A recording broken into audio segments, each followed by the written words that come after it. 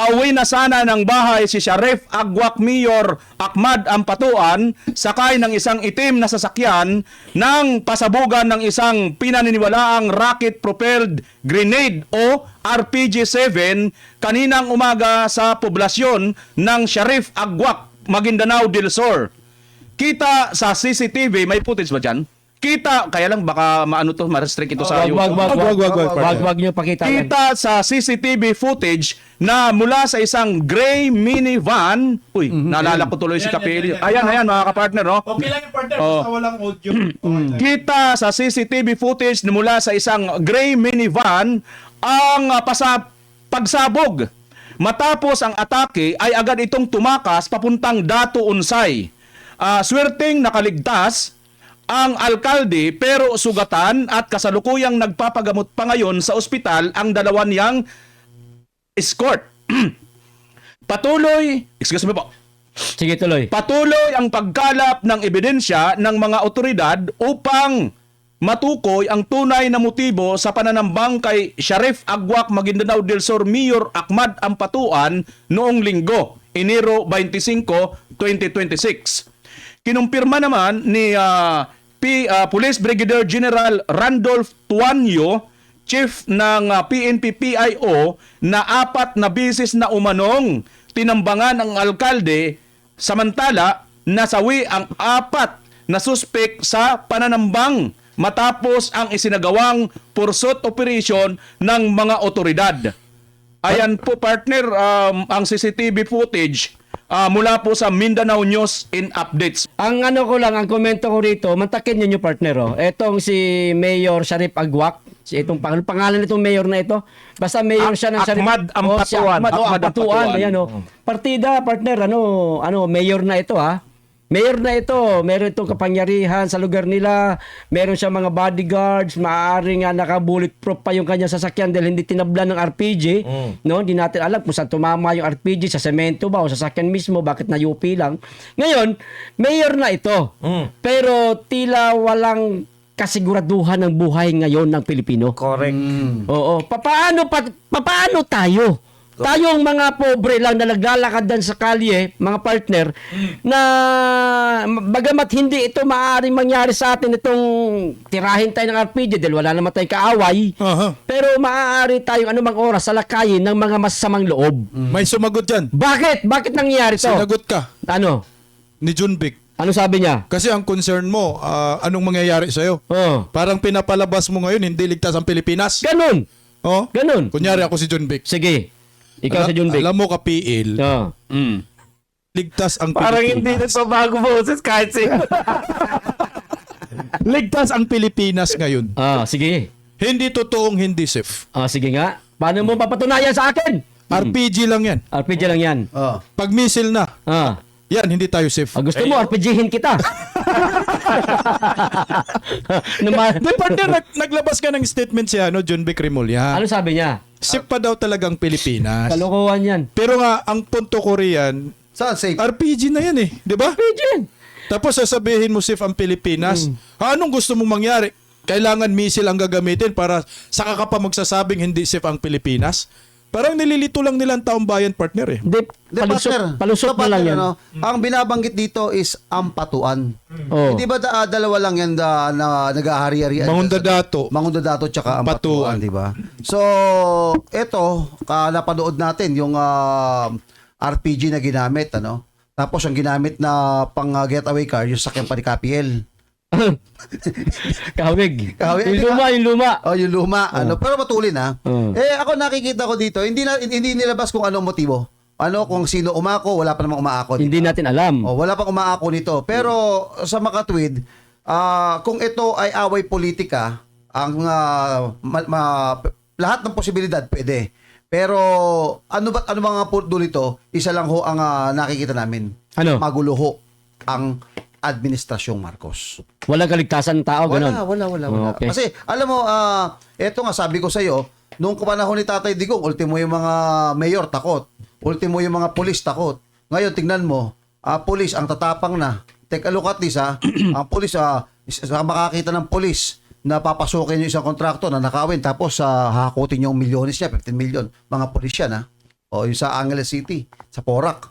O tapos yung pangka doon sa Bagak, yung pinasok na pinagkamalang Pogo Hub. Kinuha yung milyones doon. Tapos nung di ba mag-ano sila partner, ang tawag doon yung bibilangin na yung pera, nakita yung pera doon, kulang. Actually, hindi man kulang eh. Doon yung pera. Magpapartihan na sila, gano'n? Hindi, yung pera, pinalitan nila ng Peke. budol money. Ah, Peke. oo. Si Sir Arandia tayo, nakita ko doon. Dating si Opi na Olonga po. Ngayon, Napunta ka ron? Napunta ka ron? Hindi, kaibigan lang. Kakilala niya. Kilala mo. Yung si Opi, actually, pareha sa mga kaibigan ko eh. Kaibigan ko yung nasa Pogo Hub na pagkamalan nila, namamahala ron. Kilala nyo rin. Mamaya bulong ko sa inyo kung sino. At saka yung si Captain Arandia, dati naging si Opi. Huwag mo na akong bulungan, baka dumami ang alam ko eh. Partner, may tanong partner. Partner, may tanong sa comment section. Ano daw ibig sabihin ng RPG? Ang RPG po ay rocket propelled grenade. Yan po yung ibig sabihin yun. Rocket launcher siya. Basta Yung granada. sa Tagalog sa atin, basuka. Parang ganun basuka po yun. Iba yung basuka, iba yung mas malaki. Hindi, same pa rin sila partner. Sinauna nga yun. Pero ito Sinauna yung kasi, basuka. sinauna. Pinsan lang to. Pinsan, parang magkapareho lang. Sa madaling salita, dati yung granada, binabato lang. Ngayon, pinantiti. Kaya mas parang malayo basuka. mararating. Ang bala granada. Granada. Pero ang malaking tanong dito is until now, wala pa pong kaliwanagan kung ano talaga yung motibo nung Hindi man yata ko mayroon bang investigasyon. Alam mo partner, eto ang napuna ko lang bumabalik talaga lahat. Kriminalidad, Droga. mga pagnanakaw, droga. Ang dami na kasi nung panahon ni Tatay Digong, wala na tayo nababalita ang mga ganito. Sayang yung pinuhunan. Namuhunan si Tatay Digong. Tapos binanatan nyo ng binanatan na pinakamasamang tao. Pero yung pinakamasamang tao na palamura na leader natin, yan yung nagpatahimik sa Pilipinas. Yun lang masabi Pero natin. partner to last Saturday, nag-attend ako ng isang seminar ng mga pulis. Nabanggit nga yung tungkol sa mga checkpoint.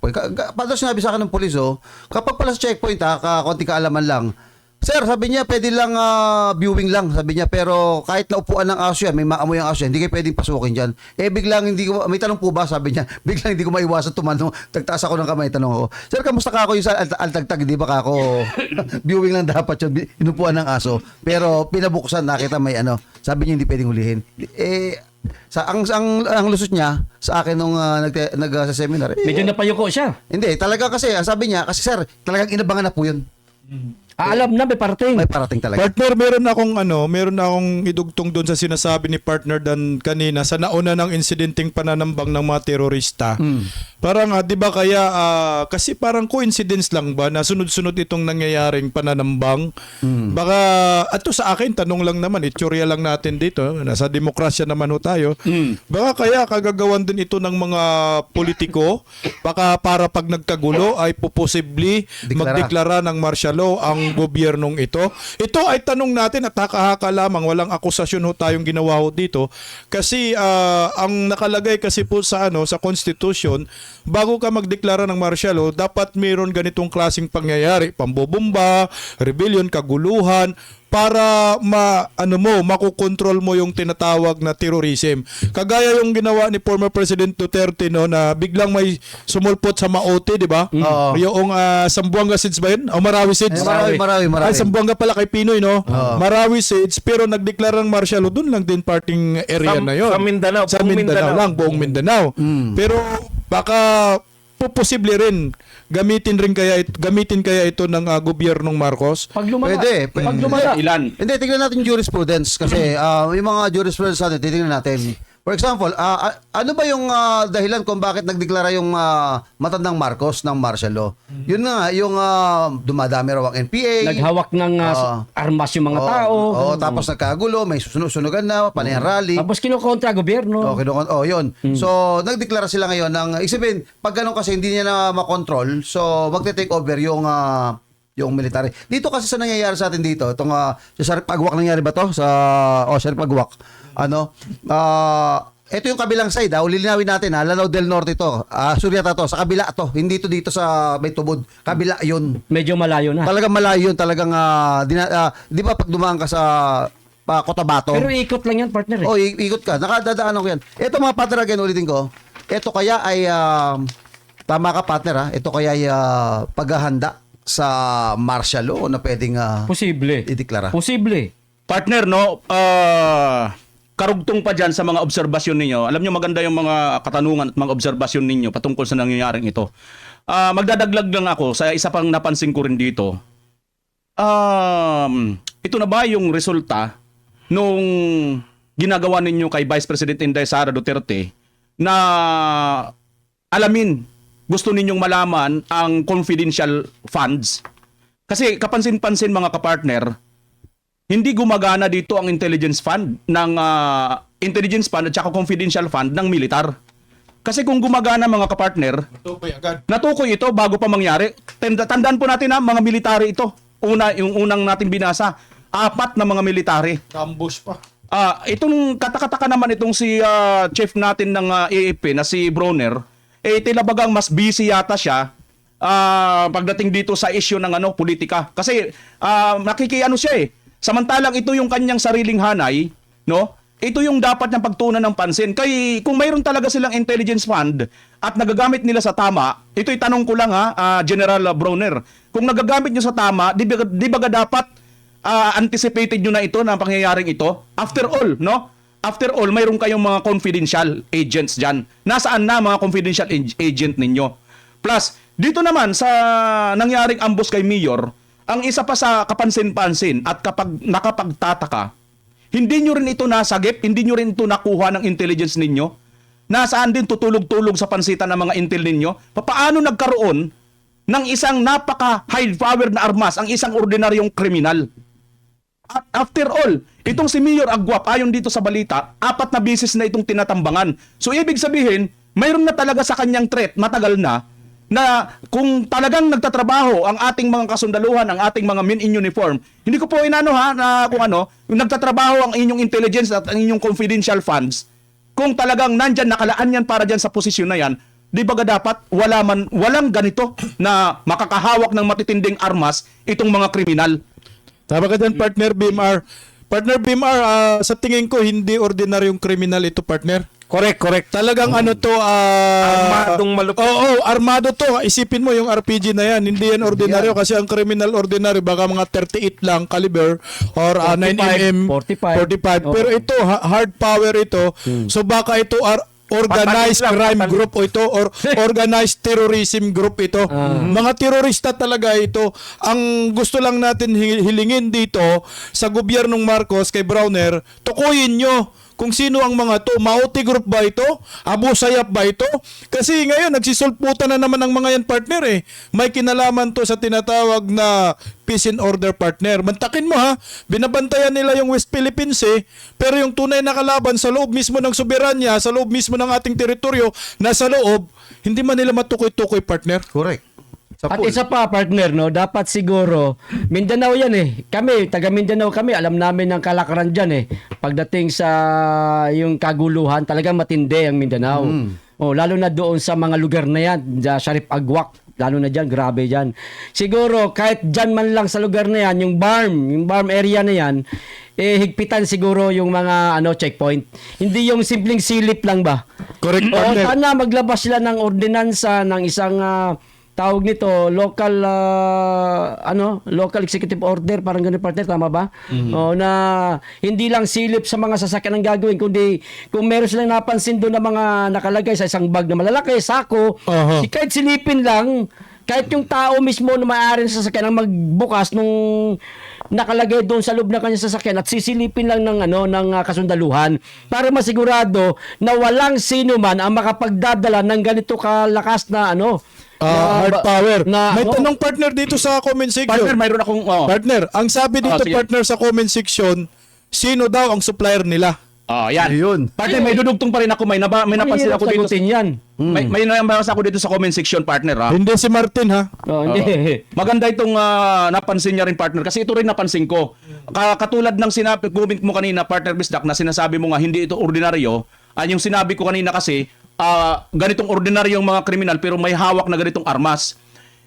Parang magkakarugtong ito, partner. Hindi man tayo pinaglalaban itong comment, pero napakaganda ng kanyang napansin. Ito sabi niya, sabi ni Joseph, pero ang sasakyan ay minivan. Di ba, kung nakapagtataka, biruin mo, high power ang armas mo, supposed to be, isa kang mataas na klase, hindi ka ordinaryong terorista. Pero yung sasakyan mo naman, minivan. Eh, alam mo naman ng minivan, di ba? Suzuki. Oo, Suzuki minivan. Ay, ano to eh, medyo mahinang klase lang. Parang band ni KPL. Mumurahin lang yung mumurahin. Ang ibig mo sabihin, parang datingan dito, suicide. Hindi partner. Ganun yan. Hindi partner kasi ganito. Kasi pag ikaw terorista, huwag kang gumamit ng sasakyan na kahinahinala.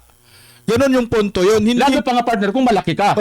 hindi pwedeng gagamit ka ng kunyari armored power na sasakyan. Halata. Halata ka na terorista ka. Correct. Siyempre gagamit ako ng mga pribadong sasakyan na kagaya nitong Suzuki. Na marami doon sa lugar. Oo, na marami. Uso doon sa sa Davao, Mindanao.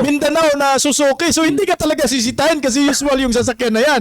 Pero kung gagamit ka ng parang pang-kriminal talaga ng mga sasakyan, huli ka talaga Pero dyan.